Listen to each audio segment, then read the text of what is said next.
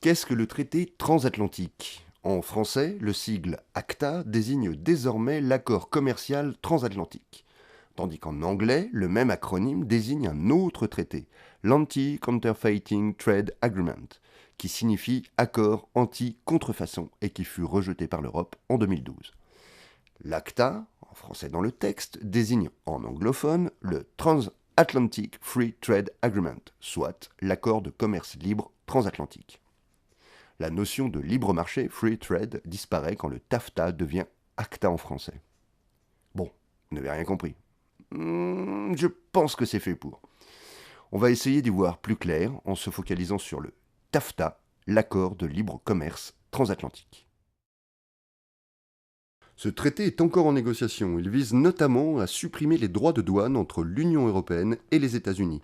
En moyenne, sur les produits industriels et agricoles, ces droits sont de 3,5% vers les USA et de 5,2% vers l'Europe. Si ces droits de douane venaient à disparaître, eh bien, les USA seraient gagnants et pas trop tristes.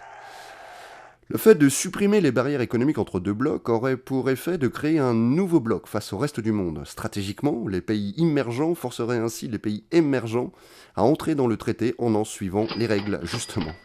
Quelles sont ces règles? Actuellement, en cas de litige commercial international, la tradition veut que l'arbitrage soit exercé par un tribunal du défenseur. En clair, il s'agit de tribunaux internes à chaque pays défenseur. Ce qui est en négociation avec le TAFTA consiste à remettre l'arbitrage économique ou financier à des experts, donc non élus et par conséquent privés. Il est prévu par le traité de pouvoir poursuivre devant ce tribunal privé un État dont les lois empêcheraient une entreprise de faire un profit maximum. Pourraient être visées les règles alimentaires, les fameux poulets lavés avec une solution chlorée aux USA et interdits en Europe, ou encore la liste très restreinte des OGM tolérés en Europe. Mais cela peut aller plus loin. Si une entreprise considère que le SMIC est un frein au profit, ou encore le droit de grève, elle pourra attaquer l'État concerné. En résumé, les États transféreraient leur souveraineté légale à un tribunal privé. Ces compétences touchent par extension aux lois économiques, les taxes, écologiques, le gaz de schiste, alimentaires, les OGM, ou sociales, l'assurance chômage par exemple. Alors en admettant une réelle compétence et une objectivité du tribunal d'experts, chaque procès coûte 8 millions d'euros ou 11 millions de dollars aux pays défenseurs, qu'ils gagnent ou qu'ils perdent. Les États les moins régulés et les plus riches auraient donc intérêt à poursuivre les États les plus régulés et les moins puissants financièrement pour imposer leur modèle écologique, économique, alimentaire ou social, afin qu'il soit moins contraignant. Les États ayant transféré leurs compétences et souveraineté à un tribunal extérieur, il n'y a plus de contrôle interne.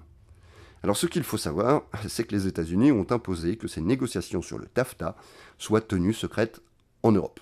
Tiens, mais pourquoi? Ah oui.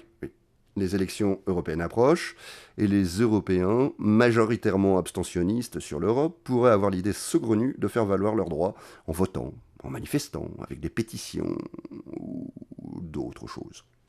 Bonjour chez vous.